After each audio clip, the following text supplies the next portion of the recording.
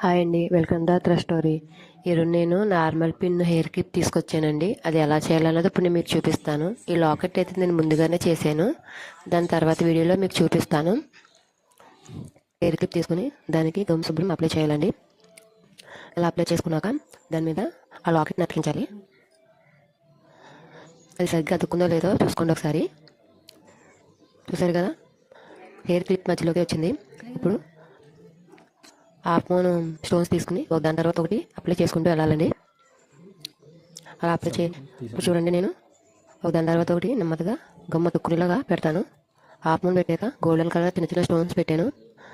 తర్వాత అలా లైన్ పెట్టుకుంటూ వచ్చాను.